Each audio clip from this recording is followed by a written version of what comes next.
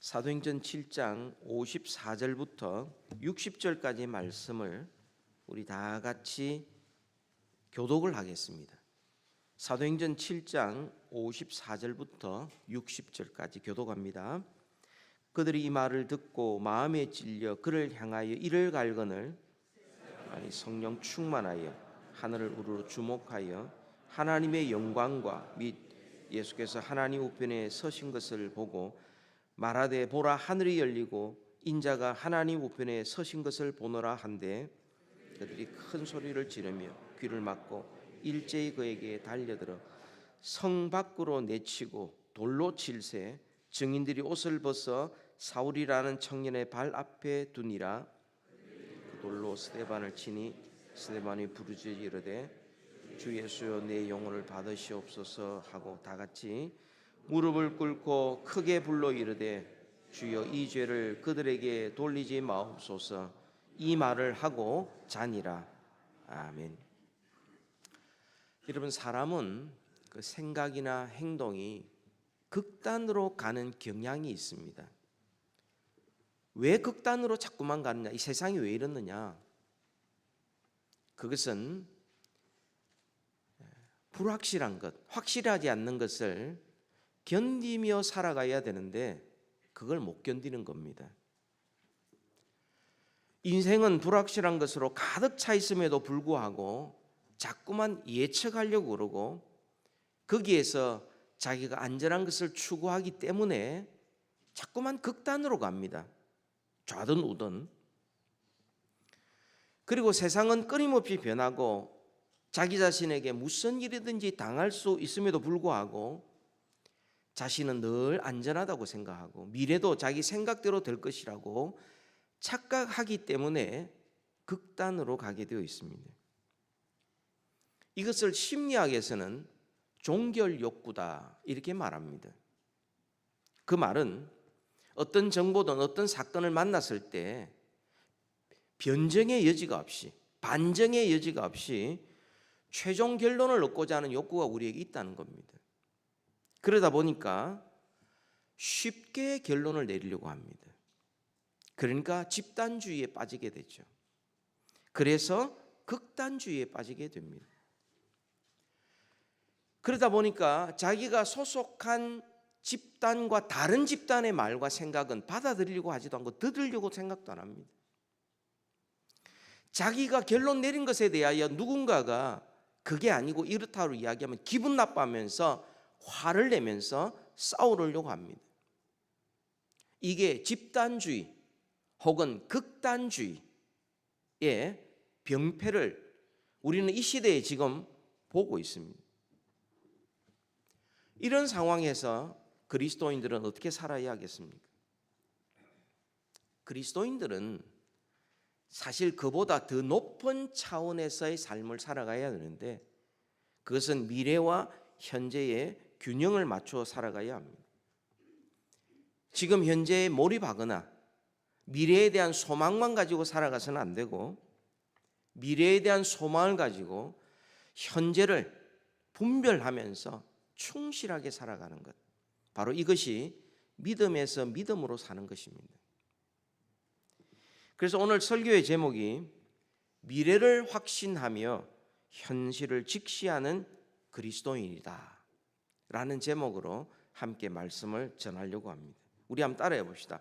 미래를 확신하며 현실을 직시하는 그리스도인. 예.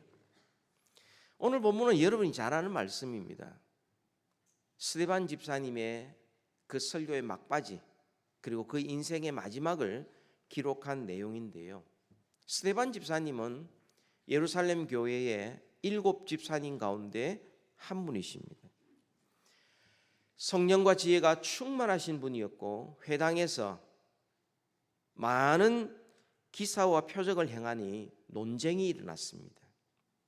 그들에게 정말 반박할 수 없는 변정을 하게 되는데 그 이야기를 듣고 있던 사람들이 거짓 증인을 세우고 사람들을 선동해서 산헤드린 공회라는 최종 법정으로 스데반 집사님을 데리고 왔습니다. 스데반 집사님에게 씌운 죄목은 두 가지입니다. 첫째, 모세의 법을 어겼다. 두 번째, 성전을 모독했기 때문에 결과적으로 하나님을 모독했다는 겁니다. 그래서 그들 가운데서 스데반 집사님이 일어나서 산헤드린 공회 앞에서 이제 그들에게 말을 합니다.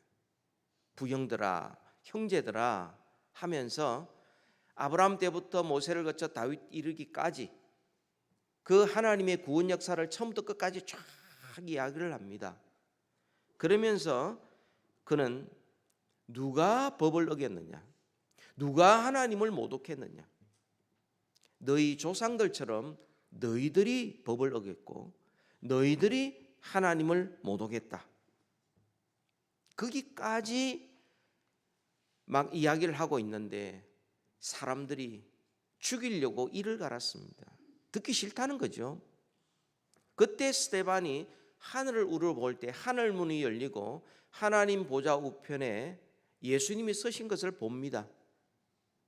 그래서 보는 그대로 그는 말하기를 하늘이 열리고 하나님 보좌 앞에 인자가 서신 것을 내가 본다 라는 말을 하니까 그렇지 않아도 죽이고 싶고 듣기 싫은 이 사람들이 다 달려들어서 큰 소리로 외치면서 돌을 성 밖으로 스데반 집사님을 내치고 돌로 쳐 죽였습니다. 돌로.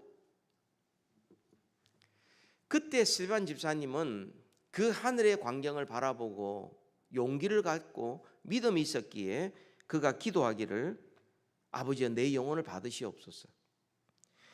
죄를 그들에게 돌리지 마옵소서. 이렇게 기도하고 그가 잤다라는 기록이 오늘 54절부터 60절까지의 내용입니다. 스데반 집사님이야말로 미래를 확신하면서 동시에 현실을 직시했던 분이고 어느 쪽도 치우치지 않으면서 믿음에서 믿음으로 믿음을 지키며 살았던 믿음의 사람이었습니다. 오늘 이 말씀을 통하여 우리가 무엇을 확신해야 되고 그리고 무엇을 직시해야 될지를 우리 함께 살펴보고자 합니다. 첫 번째로 기독교인은 예수 믿는 사람들은 이 세상에서 아무리 옳게 살아도 어려움을 당하는 현실을 직시해야 합니다. 우리가 아무리 잘 살고 선하게 살고 양심껏 살고 그렇게 산다 할지라도 우리는 어려움을 당하는 현실이다는 것을 우리는 똑바로 아셔야 됩니다. 여러분 54절에 보면은 다 같이 한번 읽읍시다. 그들이 이 말을 듣고 마음에 찔려 그를 향하여 이를 갈거늘 이라고 말합니다. 스데반이 한 말 가운데 틀린 말이 없습니다. 그런데 이 듣던 사람들이 더 이상 들으려고 하지 않고 더 나아가 그 말을 하는 하나님의 구원 역사를 말하는 스데반을 죽이려고 합니다. 여러분 기억하셔야 됩니다. 바른 설교가 반드시 올바른 결과만 낳지 않는다는 사실. 하나님 앞에 인격적으로 사는 사람들이 반드시 이 세상에서 존경받는 것은 아니라는 사실.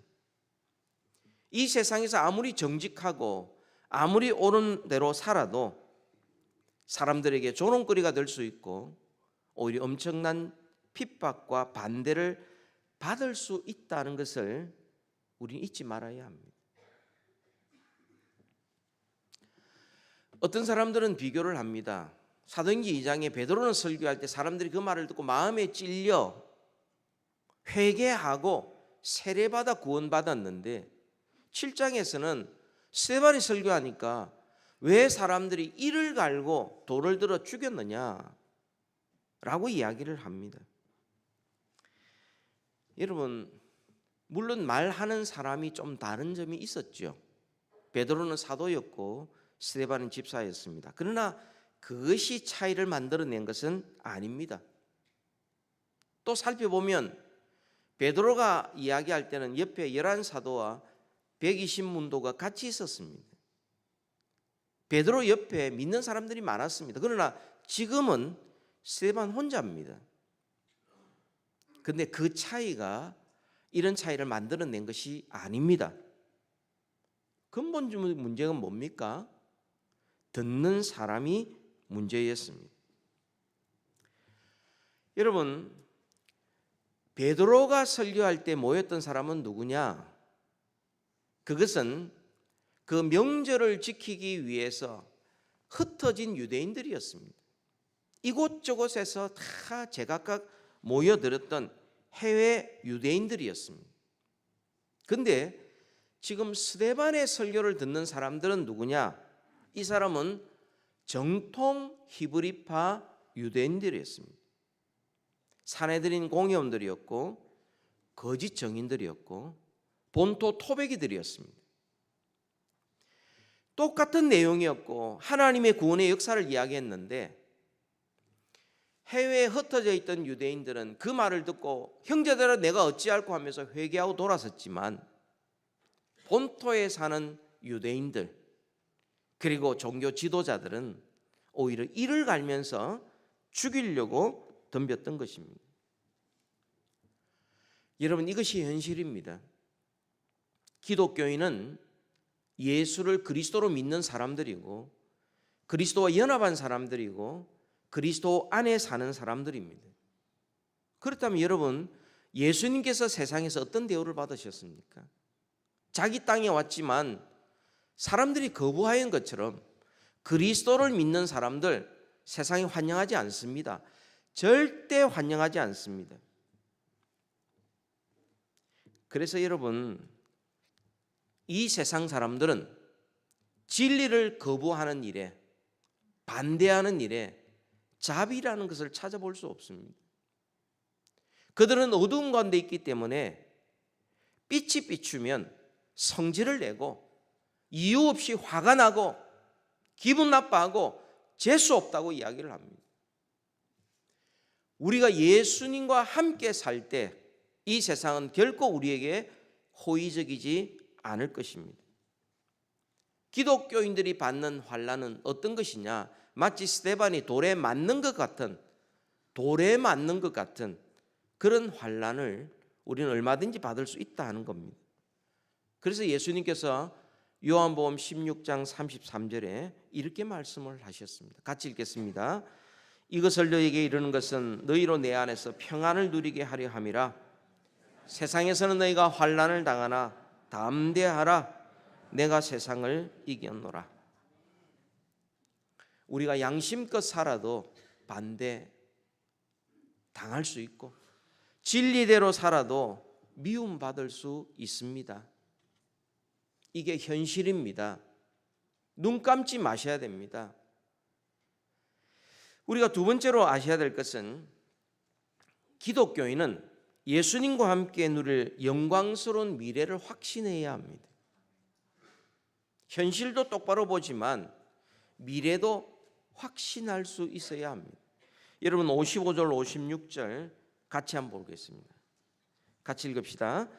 스데반이 성령 충만하여 하늘을 우러러 주목하여 하나님의 영광과 및 예수께서 하나님 우편에 서신 것을 보고 말하되 보라 하늘이 열리고 인자가 하나님 우편에 서신 것을 보노라 한대.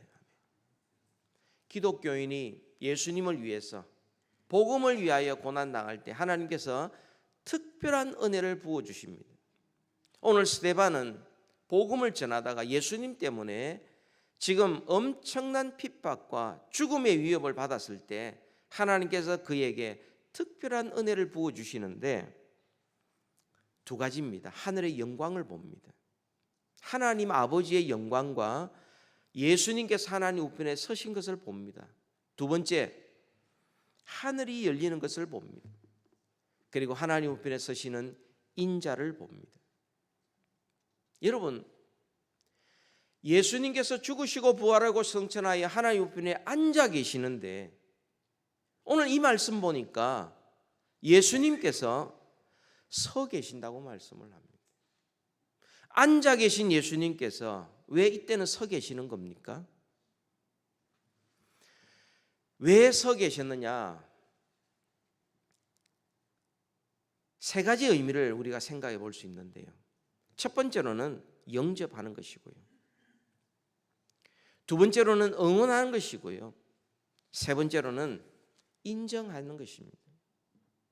그 첫 번째는 영접하시는 것인데, 지금 예수님 때문에, 복음 때문에 고난당하고 죽어가고 있는 이 스데반이 영광스러운 하늘을 보여주면서 주님께서 그를 지금 영접하고 계시는 겁니다. 어떻게 영접합니까? 내가 그 길을 걸어와서, 내가 이 세상에서 고난을 당하고 십자가를 지고 그 십자가를 길어와서 내가 지금 영광 가운데 있다. 그리고 이 스데반이 내 영혼을 받아 주옵소서라고 기도한 그 기도에 대한 응답으로 주님께서 이 스데반을 영접하기 위해서 자리에서 일어나신 겁니다. 우리가 이 땅에서 주를 위한 모든 수고와, 그리고 우리가 복음을 위하여 때로는 고난과 핍박도 감수하고 살아갔을 때 우리가 주인의 즐거움에 참여하게 되는데, 그때 주인은 우리를 앉히고 주인은 서셔서 우리를 영접할 뿐만 아니라 주인의 식탁에서 우리와 함께 즐거움을 누리게 될 것입니다. 또한 두 번째로는 왜 일어서 계시느냐, 응원하시는 겁니다. 바로 이 모습은 스데반에게만 보여주셨습니다.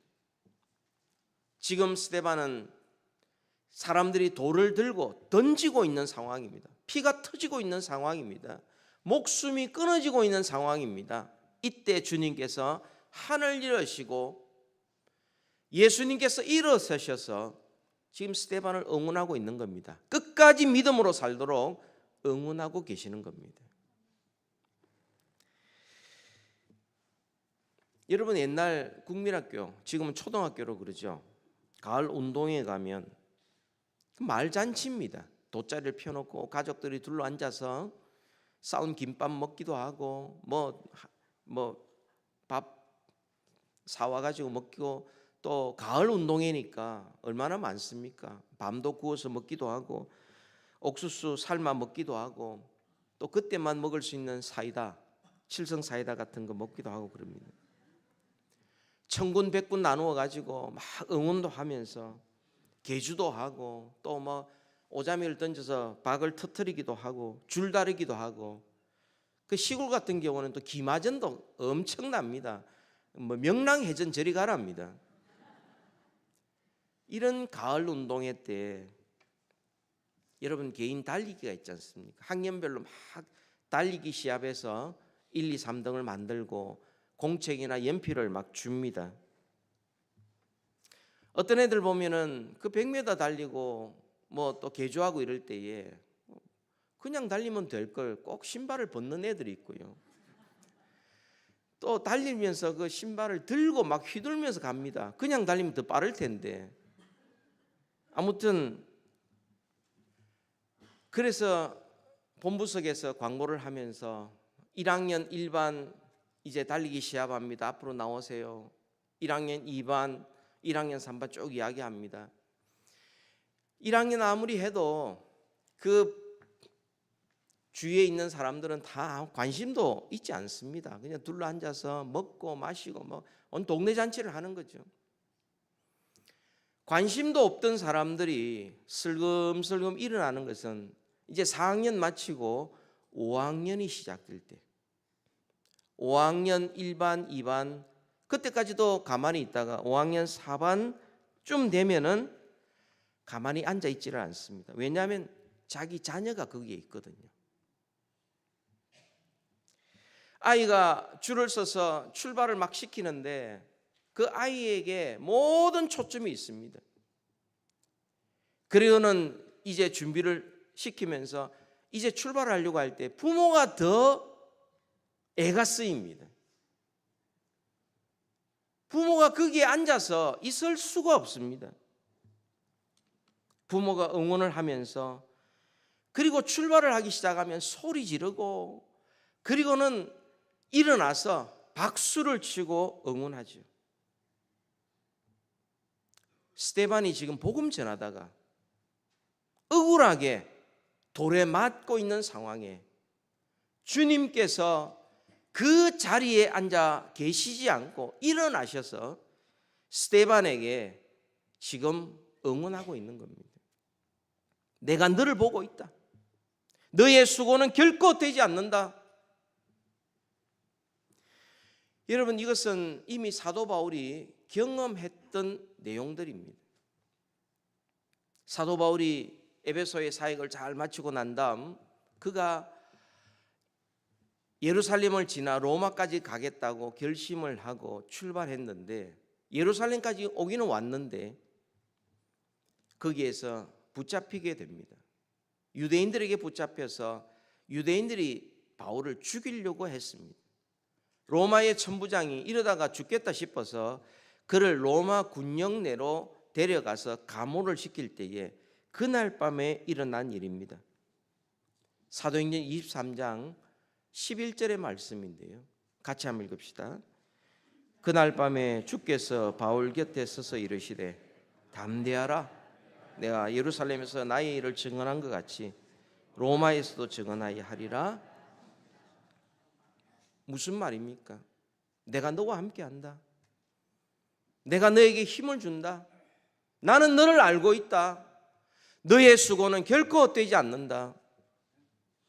지금 바깥에서 너를 죽이려고 하지만 내가 너와 함께하니 이곳에서뿐만 아니라 로마에서도 너는 복음을 전할 수 있을 것이다.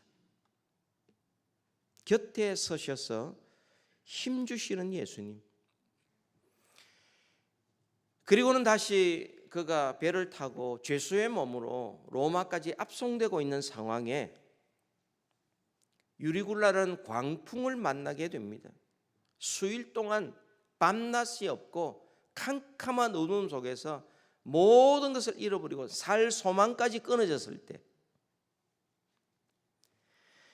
사도행전 27장 23절 24절에 하나님께서 이렇게 말씀합니다. 같이 한번 읽겠습니다. 내게 속한 바 곧 내가 섬기는 하나님의 사자가 어젯밤에 내 곁에 서서 말하되 바울아 두려워하지 말라. 내가 가이사 앞에 서야 하겠고 또 하나님께서 너와 함께 항해하는 자를 다 내게 주셨다 하였으니. 이제 죽었구나 하는 모든 상황 속에 하나님께서 사자를 보내 그 곁에 서서 그에게 힘을 주십니다. 가이사 앞에 쓸 것이다. 로마까지 안전하게 갈 것이다. 너뿐만 아니라 너와 함께 있는 자들도 생명을 내가 보존해 줄 것이다. 용기를 내라. 그래서 그날 밤을 지나고 새벽이 됐을 때 여러분들이 안심하라. 아무 일도 없을 것이다.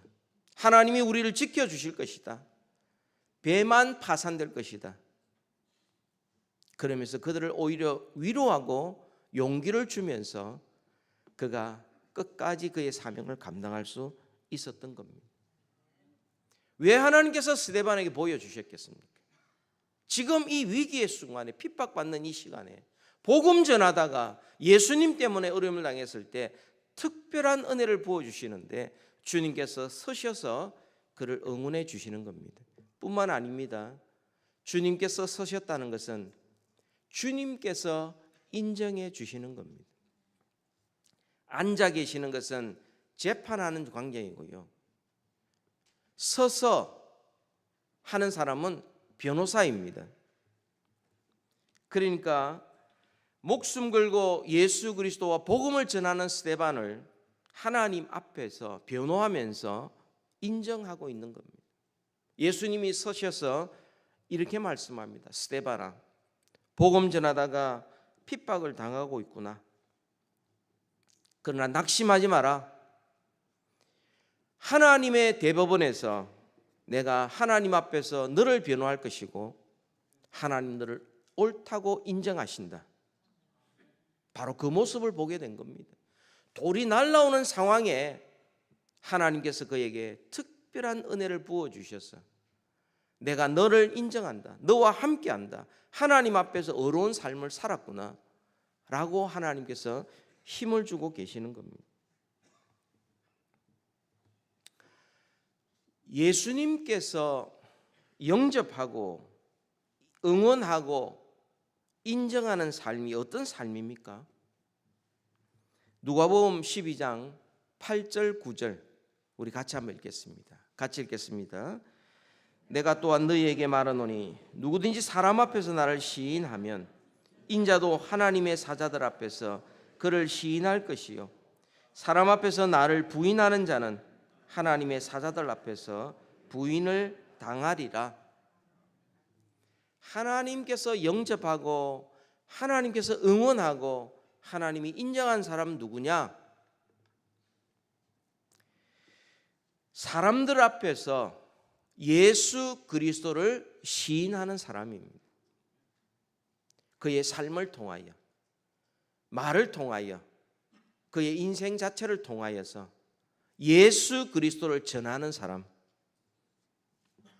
여러분, 예수님을 내가 인격적으로 만나 매일매일 주님과 동행하면서 예수님을 닮아가면서 그러면서 모든 사람에게 복음을 증거하는 이보다 더 귀한 일이 어디에 있습니까?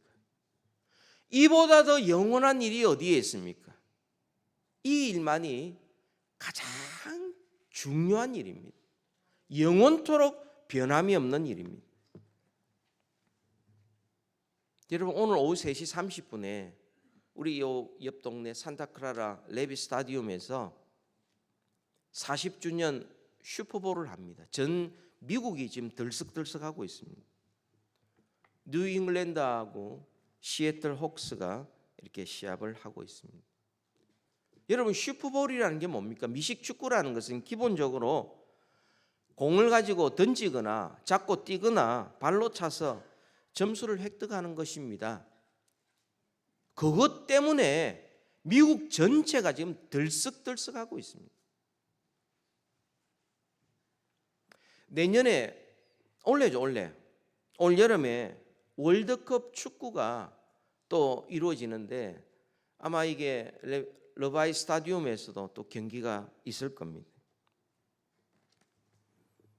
여러분, NBA도 그렇고 메이저리그 베이스볼도 그렇고 기본적으로 공을 가지고서 던지고 받고 치고 달려서 점수 내는 겁니다. 농구 조그마한 골대에 공을 집어넣는 겁니다. 재미있습니다. 여가 활동으로는 뭐 그런 대로 괜찮습니다.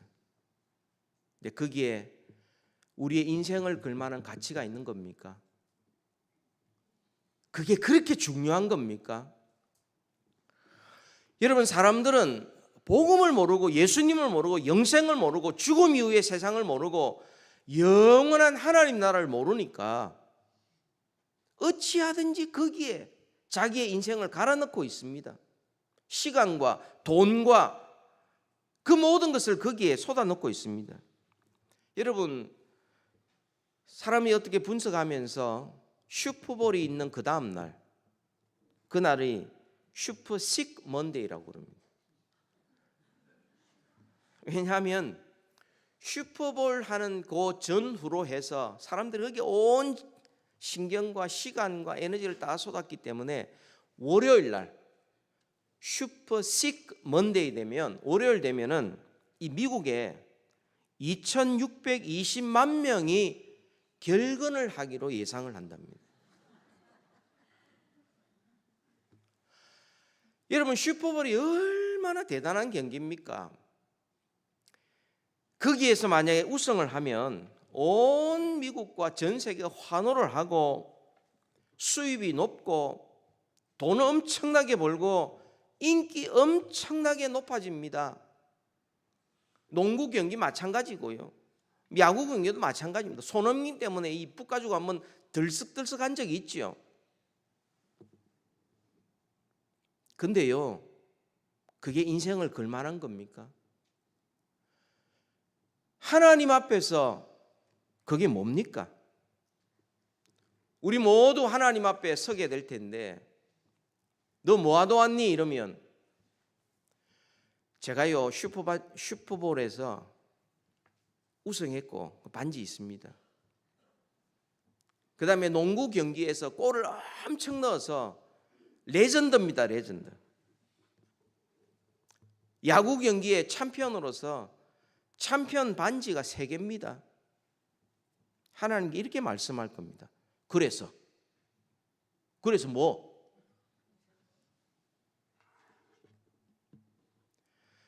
세상은 그런 사람을 부러워합니다.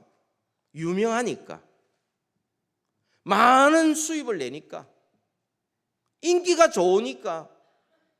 그래서 그 나를 위해서 자기 인생을 갈아 넣으면서 모든 걸 절제하면서 그렇게 하는데, 하나님 앞에 가면 그게 뭡니까? 아무것도 아닙니다. 공을 그 바스켓에 수천 점을 넣어도 그게 뭡니까? 아무것도 아닙니다. 챔피언이 돼가지고 모든 사람들의 스포트라이트를 받으면서 엄청난 연봉을 받아도 하나님 앞에 아무것도 아닙니다. 제가 이렇게 이야기한다고 제가 뭐 슈퍼볼 안 보고 NBA 챔피언십 안 보고 골든 스테이트 워리어 경기 안 봅니다. 저도 재미있습니다. 여가로 봅니다. 제가 이야기하고 싶은 것은 그게 과연 인생을 걸만한 거냐는 거예요. 그게 과연 하나님 앞에 예배하는 것보다 더 중요하냐는 거예요. 그게 과연 복음을 전하고 하나님 앞에 섰을 때에 상급받는 그 복음 전파, 전도와 선교와 구제보다 더 중요하냐는 거예요. 아니죠. 비교할 수 없는 겁니다. 그건 아무것도 아닙니다. 주님이 이렇게 물으실 겁니다. 복음대로 살았냐? 얼마나 복음을 전했냐? 여러분, 이 땅에서 천국까지 지금부터 영원치 하나님 앞에 영접받고 하나님의 응원받고 하나님의 인정받는 인생은 그 영광스러운 미래를 확신하면서 현재를 충실하게 예수 그리스도를 믿고 복음대로 살고 복음을 전하면서 주님 앞에 살아가는 이 충성된 삶이 바로 영광스러운 미래를 확신하며 현실을 직시하는 삶이 아니겠습니까?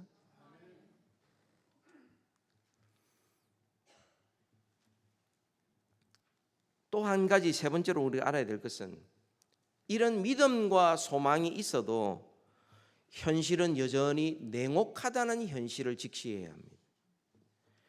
여러분, 57절부터 60절까지를 같이 한번 읽겠습니다. 그들이 큰 소리를 지르며 귀를 막고 일제히 그에게 달려들어 성 밖으로 내치고 돌로 칠세 증인들이 옷을 벗어 사울이라 하는 청년의 발 앞에 두니라. 그들이 돌로 스데반을 치니 스데반이 부르짖어 이르되 주 예수여 내 영혼을 받으시옵소서 하고 무릎을 꿇고 크게 불러 이르되 주여 이 죄를 그들에게 돌리지 마옵소서. 이 말을 하고 자니라. 아멘. 분명히 예수 그리스도를 믿는 믿음이 있고 분명히 천국에 대한 소망이 있음에도 불구하고 현실은 냉혹했습니다. 그러나 스데반은 뒤돌아서지 않았습니다. 타협하지 않았습니다. 도망가지 않았습니다. 눈 감지 않았습니다. 그 현실을 정확하게 직시하면서 자기가 할 수 있는 것은 그때는 기도밖에 없었습니다. 그 전까지는 그 많은 사람들 앞에 복음을 전했죠. 어떻든 기도할 때에 하나님께서 그 기도를 받아주셨습니다. 예수님의 7번의 그 십자가에서의 기도, 그 중에 2가지 기도와 일치하는 기도입니다. 우리가 세상적으로 보기에는 이 스데반 너무 허무하게 죽은 것 같습니다. 말도 다 끝내지도 못하고 돌에 맞아 갑자기 죽었으니까. 근데 여러분, 그의 삶은 결코 헛되지 않았습니다. 하나님께서 그의 기도를 들어주셨고 기도 응답 그 이상으로 역사하셨습니다. 박해를 주도한 이 사울을 하나님께서 스데반을 대신하여 복음의 증인되게 하셨습니다. 예루살렘에 모여있던 사람들, 그들이 비록 박해 때문에 흩어졌지만 온 유대와 사마리아와 땅끝까지 복음을 전할 수 있는 계기가 되었습니다. 하늘의 밀알이 땅에 떨어져 죽으면 많은 열매를 맺고 죽지 않으면 그대로 있는 것처럼, 예수님이 하늘의 밀알처럼 죽으신 것처럼 이 스데반은 그의 삶을 통하여 살아있을 때보다 더 큰 일을 행하였던 겁니다. 여러분, 죽음이라는 것은 마지막이 아닙니다. 죽음은 과정입니다. 만약 세상 사람들이 생각할 때 죽음은 끝이다 그러면 여러분, 이 스데반처럼 어리석고 헛된 삶은 없겠지요. 그러나 죽음은 끝이 아니라 우리가 이 땅에 살다가 아버지의 집으로 이사하는 과정인 겁니다. 언제 죽느냐? 여러분, 조금 일찍 이사가는 사람이 있고 늦게 이사가는 사람이 있습니다. 어떻게 죽느냐?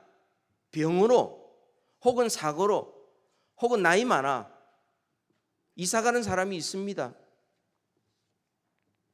가장 중요한 것은 이겁니다. 어디로 이사할 거냐는 거예요. 하나님 아버지가 계시는 그 집으로 이사할 거냐, 아버지 없는 지옥으로 갈 것인가, 어디로 갈 것인가 중요한 겁니다. 세상 사람들은 오래 살았네, 건강하네, 성공했네, 부자네, 유명하네, 그것으로 판단하지만 우리 인생의 모든 판단은 이 땅의 삶을 다 마치고 하나님 앞에 섰을 때 그때 비로소 결정 날 겁니다. 그래서 성경은 스데반이 이 말을 하고 잔이라 이렇게 말합니다. 잔이라, 끝이 아니라는 겁니다. 왜 잔이라고 말씀하셨습니까? 다시 일어날 것이기 때문에. 예수님과 함께 자고 예수님과 함께 일어날 것이기 때문에 그가 잔이라 말씀하고 있는 겁니다. 우리 기독교인들은 미래를 확신하며 현실을 직시하여서 믿음에서 믿음으로 살아가는 인생, 이게 바로 기독교인 것입니다. 서울 마포구 한 교회에서 일어난 일이라고 합니다. 교회를 뒤흔들 만한, 그 교회가 제법 유명한 교회인데 두 가지 사건이 있었다고 합니다. 그 첫 번째는 초등부 수련회 때 남자아이가 물놀이 하다가 익사한 사건입니다. 저도 대학 시절에 한 아이가 교회 난간에 있다가 떨어졌는데 뇌진탕으로 세상을 떠난 적이 있습니다. 그럴 수가 있거든요. 얼마나 힘들겠습니까? 초등학생인데. 그 부모님은 두 분 다 교회의 오래된 직분자였습니다. 아들을 잃은 그 슬픔 상상만 해도 정말 아픕니다. 그런데 그 뒤에 이뤄진 일은 교회를 대상으로 형사고발하고 민사소송해서 교회가 2년 반 동안 큰 어려움을 겪었고 그 후에 비로소 해결이 되었다고 합니다. 두 번째 사건이 있습니다. 몇 년 후에 또 초등부에서 캠프를 갔는데 또 익사 사고가 일어났다고 합니다. 그 아이의 엄마는 서리집사였고 그 아빠는 교회에 출석한 지 얼마 되지 않는 초신자였다고 합니다. 그 부모의 마음이 어떠하겠습니까? 교회 입장에서는 그 전에 사건이 일어나고 나름대로 대책을 세운다고 했지만 또 사건이 일어나니까 정말 몸둘 바를 모를 정도로 힘이 들었고, 심지어는 그 아버지는 교회를 출석한 지 얼마 되지 않는 초신자입니다. 교회를 얼마나 더 힘들게 할까라고 생각하고 있었는데, 장례식을 다 마치고 난 다음 하관 예배 때에 그 아버지가 메모에 글을 적어와서 이렇게 교인들에게 전달을 했다고 합니다. 우리 아들 민웅이가 엄마 뱃속에서 그리스도인으로 잉태되고 모태 신앙으로 태어나 유아 세례인으로 살게 하신 것 감사합니다. 이 아들을 하나님 나라에 먼저 불러가시되 세상에서 그 영혼이 떼묻기 전에 순결한 영혼인 채로 불러가시니 감사합니다. 아들을 데려가시되 교통사고처럼 끔찍한 사고 현장이 아니라 하나님 말씀 배우는 수련회장에서 데려가셔서 감사합니다. 사랑하는 아들이 떠났기 때문에 그 빈자리가 당장은 아프겠지만 하나님의 은혜로 채워주실 것을 믿기에 감사합니다. 아들 장례식을 위해 교회 분들이 이렇게 사랑을 베풀어 주셔서 감사합니다. 교회 출석한 지 얼마 되지 않는 초신자 아버지입니다. 예수 믿은 지도 얼마 되지 않습니다. 그런데 이 두 분에게 남들이 볼 수 없는 세계를 보게 만들어 주셨습니다. 이 세상 조금 일찍 떠났지만 내 아들이 하나님 나라에 들어갔구나, 아버지의 품속에 있구나, 이걸 믿게 만들어 주셨던 겁니다. 사랑하는 성도 여러분, 영광스러운 미래를 확신하면서 현실을 직시하고 믿음으로 사시기를 축복합니다. 비록 기독교인으로서 여러 가지 어려움을 당하고 냉혹한 현실을 만나도 오직 복음에 합당하게 살기를 축복합니다. 그래서 어떠한 난처한 상황을 만나도 낙심하거나 원망하거나 불평하지 말고 오히려 믿음으로 일어서서 끝까지 믿음으로 승리하는 우리 모두 되기를 축복합니다. 기도하겠습니다.